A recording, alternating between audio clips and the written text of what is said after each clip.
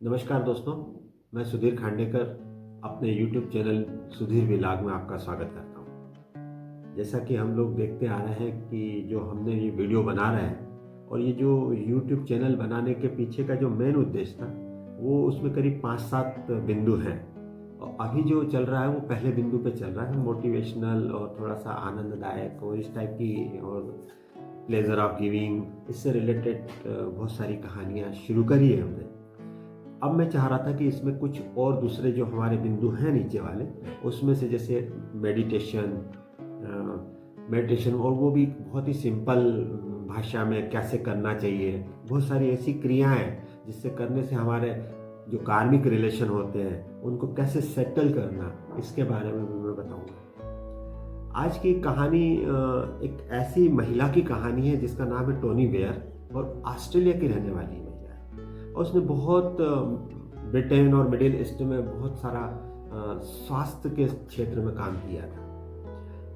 उसके पास वैसे तो कोई फॉर्मल डिग्री थी नहीं, कोई ट्रेनिंग उसकी थी नहीं, लेकिन उसके पास नॉलेज बहुत अच्छा था और मानवता उसमें कूट कूट के भरी हुई थी।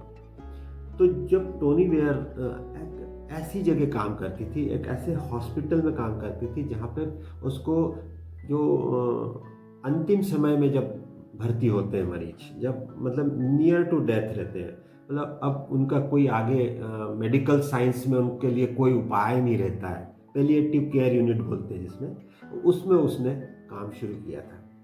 तो चूंकि वो इस प्रकार की यूनिट रहती है जिसमें जो परिवार के लोग भी अपना जो सगा संबंधी रहता है उसको इन्हीं के हवाले छोड़ के अपने दूसरे कामों में व्यस्त रहते हैं और ये लोग उनको पूरे मानवीयता के आधार पर तो उनको ट्रीट करते हैं। तो उसमें क्या होता है कि ऐसा ट्रीटमेंट होता है कि धीरे धीरे उनका मेडिकल डोज जो रहता है वो कम करते जाते हैं और उनको एक फैट हीलिंग देते हैं, एक अलग प्रकार का मेडिटेशन देते हैं और कुछ अच्छी अच्छी बातें, कुछ अच्छा लाइट म्यूजिक सुना के उनके साथ टाइम पास टाइम पास करते हैं, उनको पूरा टाइम देते हैं। तो टोनी वेयर जो थी महिला, उसने करीब 10 से 15 साल तक ऐसे लोगों के साथ काम किया।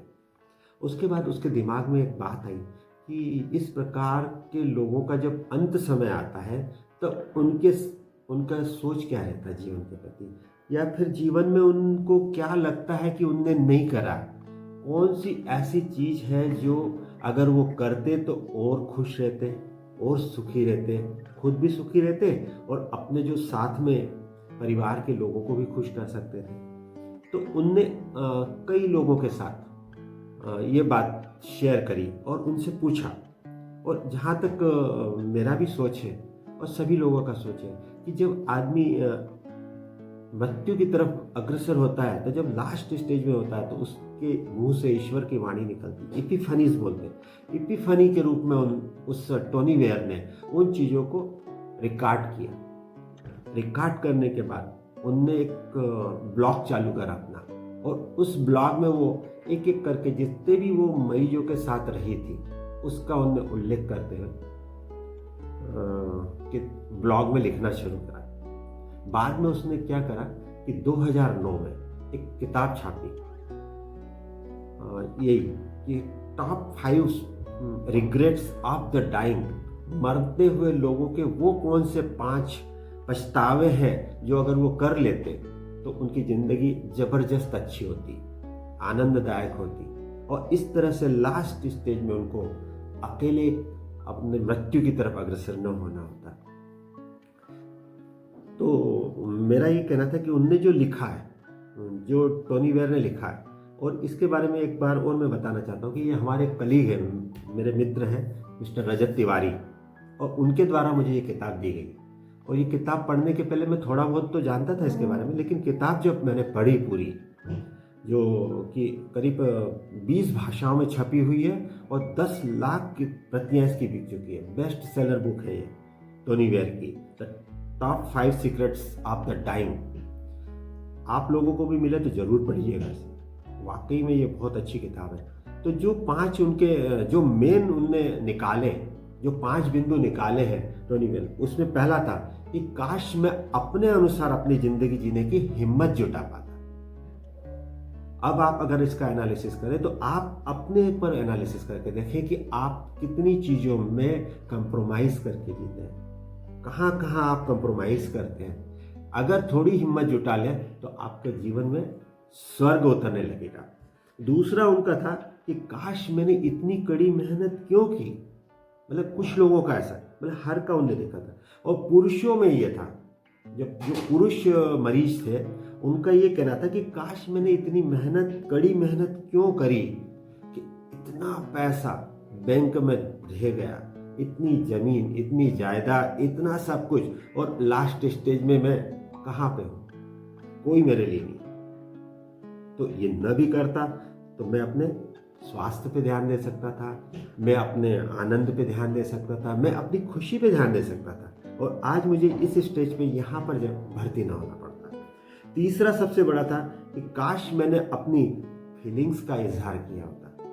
अब आप अगर अपने पूरे जीवन को देखें कि जैसे ही हम युवावस्था में प्रवेश करते हैं, युवावस्था से लगाकर जब मिडिल एज और मिडिल एज से ऊपर जब तक जाते हैं, आप देखेंगे कि बहुत सी बार आपके अंदर जो महसूस होता है, जो प्रेम महसूस होता है, वो आप किसी के सामने बता ही नहीं पाते। वो मन के मन ही में वो हमेशा के लिए रह जाता है। इसके बाद जो चौथा उनका मेन रिग्रेट्स था, काश मैं अपने दोस्तों के संपर्क में रहा होता। अब आप देखते हैं कि जब हम कॉलेज लाइफ में रहते हैं, जब हम स्टूडेंट मतलब स्कूल के लाइफ में रहते हैं, तो स्कूल में हमारे कितने सारे मित्र होते हैं, कॉलेज में बहुत सारे मित्र होते हैं। फिर धीरे धीरे हम अपना व्यवसाय करते हैं, या हम कोई सर्विस करते हैं, या फिर हम अपना खुद का बिजनेस करते हैं, जो भी करते हैं, उस समय भी हमारे धीरे धीरे कम होते जाते हैं। और फिर एक मिडिल एज जब चालू होती है 40-45 साल के बाद, तो फिर देखते हैं कि बड़े मुश्किल से किसी का एक आध या दो दोस्त होते हैं, वो भी कहो 2-2 साल, 3-3 साल, 5-5 साल तक नहीं मिलते।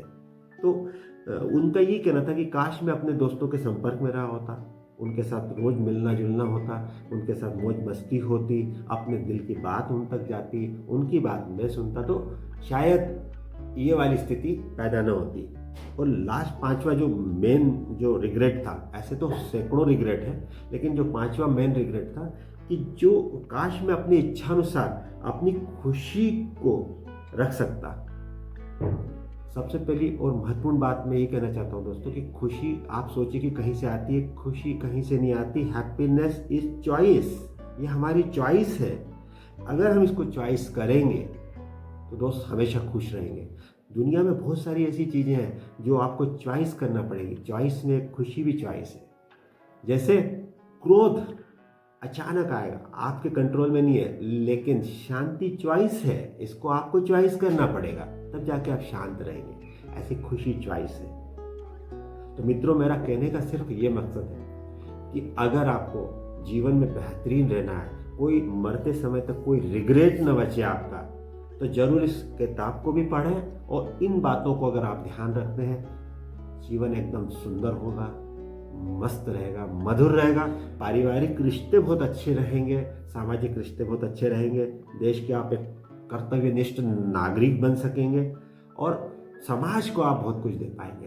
तो दोस्तों, इस किताब को आप पढ़ें, और इसी वीडियो से भी मेरे ख्याल से आप तक पूरी बात जो इस किताब का जिस्ट है वो आप तक पहुंच ही रही है। एक बार, 2 बार, 10 बार इस वीडियो को जरूर सुने, और जो रिग्रेट अब जीवन में अभी हो तो उसको अभी निराकरण करें। तो साथियों, मेरा और आपसे रिक्वेस्ट है कि आप लोग मेरे लिए बहुत कुछ कर रहे हैं और मुझे बड़ा आनंद आ रहा है। इसलिए एक बात और जरूर कहना चाहूँगा कि अपने और जो मित्र हैं, रिश्तेदार हैं, नातेदार हैं, सबको आप इसको शेयर करने के लिए और इसको सब्सक्राइब करने के लिए ज़रूर बोलें। मैं चाहूँगा कि आप मेरी मदद करेंगे और मेरे साथ जुड़ेंगे, जिससे कि मेरा हौसला अफजाई होगा, और मैं आपके लिए एक से एक बेहतरीन स्टोरीज के अलावा और भी बहुत सारी चीज़ें हैं जो जीवन को कैसे अच्छे से अच्छा बना सकती है, मैं आपके सामने प्रस्तुत करूँगा। दोस्तों, धन्यवाद। आप जो मेरे को सुन रहे हैं उसके लिए मैं आपका बहुत बहुत शुक्रगुजार हूँ। नमस्कार।